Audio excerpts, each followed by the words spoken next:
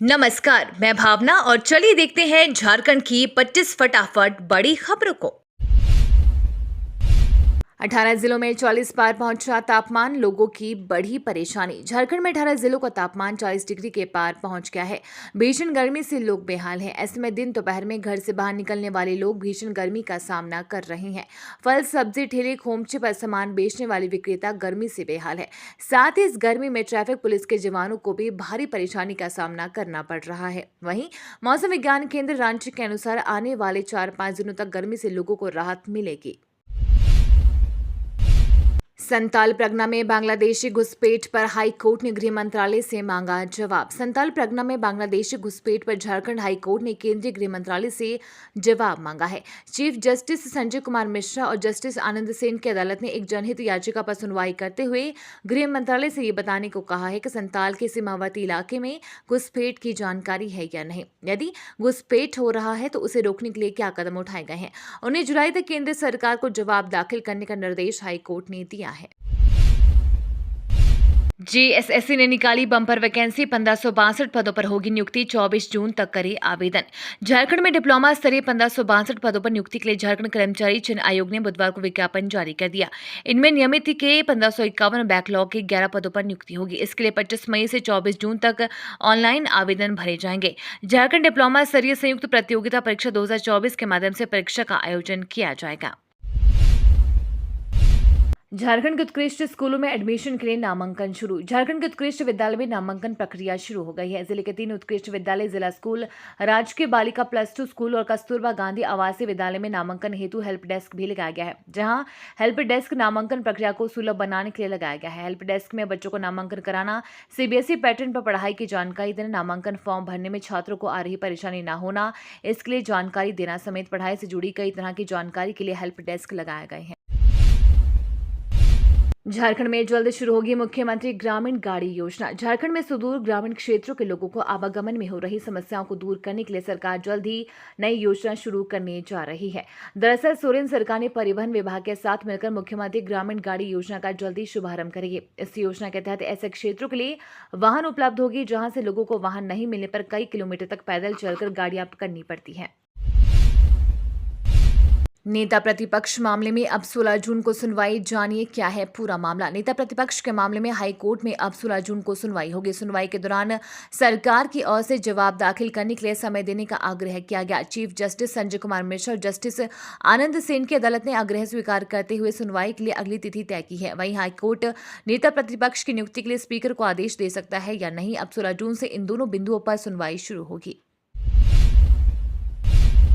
CM Hemant को खनन lease के खिलाफ दायर याचिका सुनवाई योग्य नहीं। सीएम हेमंत सोरेन उनके करीबियों को खनन लीज देने की याचिका को सरकार ने सुनवाई योग्य नहीं बताया है। सरकार की ओर से इसका जवाब दाखिल किया गया। सरकार का पक्ष रखते हुए सुप्रीम कोर्ट के वरीय अधिवक्ता कपिल सिब्बल और महाधिवक्ता राजीव रंजन ने अदालत को बताया कि याचिका सुप्रीम कोर्ट से पहले ही खारिज कर दी गई है।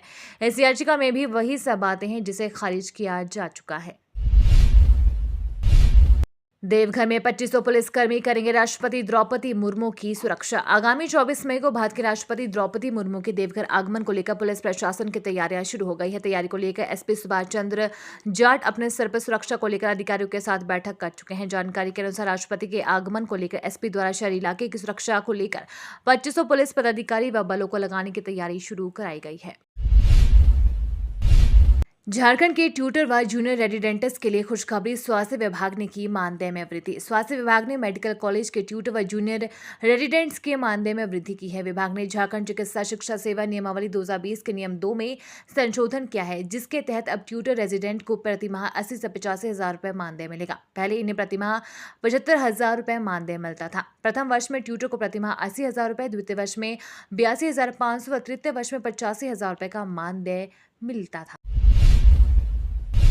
सरकार किसानों को फर्टिलाइजर के लिए 1.08 लाख करोड़ रुपए की सब्सिडी देगी। पीएम नरेंद्र मोदी की अध्यक्षता में हुई केंद्रीय मंत्रिमंडल की बैठक में खरीफ सीजन 2023-24 के दौरान कुल फर्टिलाइजर सब्सिडी 1.08 लाख करोड़ रुपए तय की गई है। बुधवार को एक अहम फैसले में कैबिनेट ने तय किया कि सरकार किसानों को गुणवत्ता और सब्सिडी वाले P&K उर्वरक प्रदान करने के लिए खरीफ सीजन 2023 के दौरान 38,000 करोड़ रुपए की सब्सिडी दी जाएगी, जबकि यूरिया के लिए 70,000 करोड़ रुपए स्वीकृत किए गए हैं। तारा शहादेव मामले में दर्ज हुआ सीएम हेमंत सोरेन का बयान, कहा रकीबुल को नहीं जानते। पूर्व राष्ट्रीय शूटर तारा शहादेव के धर्म परिवर्तन, यौन उत्पीड़न व दहेज प्रताड़ना के मामले में रंजीत कोहली उर्फ रकीबुल हसन ने सीएम हेमंत सोरेन को गवाह बनाया था। उनके प्रतिनिधि के रूप में अदालत में झामुमो जिलाध्यक्ष मुश्ताक आलम उपस्थित हुए। मुश्ताक आलम ने अदालत में कहा कि वह रकीबुल हसन को नहीं पहचानते। उन्होंने कहा कि वर्ष 2013 में सीएम के यहाँ इफ्तार पार्टी का आयोजन हुआ था। इसके लिए सीएमओ से निमंत्रण कार्ड पार्टी कार्यालय चला जाता है। वहां से पार्टी के वरीय नेता कार्ड कार्यालय प्रभारी से लेते हैं। उन्हीं में से किसी ने रकीबुल को कार्ड दिया होगा। एनोस एक्का के बाद उनकी पत्नी मेनन को भी सुप्रीम कोर्ट से मिली बेल। मधु कोड़ा कैबिनेट में मंत्री रहे एनोस एक्का की पत्नी मेनन एक्का को सुप्रीम कोर्ट ने नियमित जमानत दे दी है। जस्टिस सूर्यकांत और जस्टिस जी के माहेश्वरी की बेंच में मेनन एक्का की जमानत अर्जी पर सुनवाई हुई। मेनन एक्का की ओर से सुप्रीम कोर्ट के वरीय अधिवक्ता सिद्धार्थ दवे और गौरव अग्रवाल ने बहस की। मनी लॉन्ड्रिंग केस में दोषी मेनन एक्का को झारखंड हाईकोर्ट ने जमानत देने से इनकार कर दिया था, जिसके बाद उन्होंने सुप्रीम कोर्ट से जमानत के लिए गुहार लगाई थी। 40 लाख परिवारों से सीधा संपर्क साधेगी बीजेपी। वर्ष 2024 में लोकसभा विधानसभा चुनाव की रणनीतियों पर झारखंड प्रदेश भाजपा ने मंथन शुरू कर दिया है। बुधवार को रांची में प्रदेश भाजपा कार्य समिति की बैठक में पार्टी ने राज्य के 40 लाख परिवारों से सीधा संपर्क साधने का लक्ष्य तय किया। इसमें राज्य के पार्टी सांसद, विधायक, प्रदेश कार्य समिति, जिला और मंडल कमेटियों के प्रत्येक पदाधिकारी की जिम्मेदारी तय की गई। ये अभियान आगामी 30 मई से शुरू होगा, 30 जून तक चलेगा। 30 मई को ही केंद्र की मोदी सरकार के 9 साल पूरे हो रहे हैं। छवि रंजन ने जेल में मांगा अच्छा खाना, फैमिली टाइम, कोर्ट का इनकार। छवि रंजन के वकील ने उनके लिए जेल में बढ़िया भोजन, परिवार से रोज मिलने की इजाजत मांगी। इस पर दोनों पक्षों की दलीलें सुनने के बाद कोर्ट ने कहा कि आरोपी को कोई विशेष सुविधा नहीं दी जा सकती, चाहे भोजन हो या परिवार से मुलाकात का समय। जेल मैनुअल में जो तय है इन्हें भी वही मिलेगा। 4 मई को गिरफ्तारी के बाद ईडी को छवि रंजन की 10 मई को रिमांड मिली थी। रिमांड चूंकि 7 मई को मिली थी, इसलिए 16 को खत्म हो गई। मंगलवार को कोर्ट में पेशी के बाद छवि रंजन को दोबारा जेल भेज दिया गया। यहीं उन्होंने जेल में अपने लिए विशेष सुविधा मांगी थी, जिसे कोर्ट ने खारिज कर दिया। रांची की ये स्कूल है बच्चों की पहली पसंद। 55% अंक लाने वालों का भी डायरेक्ट एडमिशन। राजधानी रांची में दिल्ली पब्लिक स्कूल बच्चों के साथ साथ अभिभावकों की भी पहली पसंद होती है। धुर्वा स्थित डीपीएस स्कूल का प्रदर्शन इस बार के परीक्षा परिणामों में भी साफ तौर पर देखने को मिला है। यहाँ 12वीं के लिए साइंस, कॉमर्स और आर्ट्स तीनों संकाय की पढ़ाई होती है। यहाँ डायरेक्ट एडमिशन के लिए कट ऑफ 92% रखा गया है। अब जेड सिक्योरिटी में रहेंगे सौरव गांगुली। पश्चिम बंगाल सरकार का फैसला। पूर्व भारतीय कप्तान सौरव गांगुली की सुरक्षा व्यवस्था को अपग्रेड करने की खबर आ रही है। पश्चिम बंगाल सरकार ने भारतीय क्रिकेट कंट्रोल बोर्ड के पूर्व अध्यक्ष गांगुली वाई कैटेगरी की सुरक्षा जेड कैटेगरी में अपग्रेड किया है। रिपोर्ट्स की माने तो पूर्व कप्तान गांगुली की ओर से किसी तरह का अनुरोध नहीं किया गया था, लेकिन पश्चिम बंगाल सरकार के प्रशासनिक कार्यालय ने इसे देने का फैसला किया है। फंसा गया पेच। 2 डिप्टी सीएम के फॉर्मूले पर भी तैयार नहीं डीके शिव कुमार। कर्नाटक चुनाव में कांग्रेस ने प्रचंड जीत हासिल की और बीजेपी को सत्ता से बेदखल कर दिया। अब मुख्यमंत्री को लेकर सिद्धारमैया और कांग्रेस प्रदेश अध्यक्ष डीके शिव कुमार के बीच कांटे की टक्कर मानी जा रही है। कांग्रेस आला कमान सीएम को लेकर 4 दिन से मंथन कर रही है, लेकिन अब तक कुछ भी फाइनल नहीं हो पाया है। इस बीच कर्नाटक कांग्रेस के प्रभारी रणदीप सुरजेवाला ने कहा कि मुख्यमंत्री चुनने की प्रक्रिया जारी है, फैसला होते ही हम ऐलान कर देंगे। फिर बिगड़ी पूजा सिंघल की तबीयत। रिम्स में हुई भर्ती। मनरेगा व माइनिंग घोटाला से जुड़े मनी लॉन्ड्रिंग मामले की आरोपी निलंबित आईएएस पूजा सिंघल केंद्रीय कारा होटवार में बंद है। उनकी तबीयत अचानक फिर बिगड़ गई। उन्हें सांस लेने में तकलीफ, चक्कर आने, स्त्री रोग संबंधी शिकायत थी। थोड़ी देर के लिए वो बेहोश भी हो गई थी। इसके बाद जेल प्रबंधन ने उन्हें इलाज के लिए रिम्स भेजा। रांची के सबसे बड़े मानसिक अस्पताल में मधुमक्खियों का हमला। झारखंड की राजधानी कांके में स्थित प्रसिद्ध मानसिक चिकित्सालय केंद्रीय मन चिकित्सा संस्थान में बुधवार को अस्पताल का 106वां स्थापना दिवस मनाया गया था। उद्घाटन सत्र के बाद सीएमआई हुआ और उसके बाद वक्ताओं और अतिथियों का सम्मानित किया गया। 2 सत्र के बाद भोजन के लिए लोग जा रहे थे। इसी दौरान सीआईपी परिसर में स्थित एसए हसीब टेक्निकल ब्लॉक के पास मधुमक्खियों ने अटैक कर दिया। झारखंड भवन निर्माण में सीएम हेमंत की नाराजगी पर बाबूलाल का तंज किया वीरेंद्र राम का जिक्र। राष्ट्रीय राजधानी दिल्ली में बन रहे झारखंड भवन की गुणवत्ता पर मुख्यमंत्री की नाराजगी को लेकर बीजेपी नेता बाबूलाल मरांडी ने तंज किया है। बाबूलाल मरांडी ने ताजा प्रकरण पर तंज करते हुए कहा कि दिल्ली में बन रहे झारखंड भवन की गुणवत्ता की जांच ग्रामीण विकास विभाग के पूर्व चीफ इंजीनियर वीरेंद्र राम से करवाना चाहिए। तब भी सरकार ने जांच का जिम्मा वीरेंद्र राम जैसे भ्रष्ट अधिकारी को सौंपा था। मामले में अभी तक किसी पर कार्यवाही नहीं हुई। उन्होंने दिल्ली में निर्माणाधीन झारखंड भवन का निरीक्षण किया और गुणवत्ता पर नाराजगी जताई।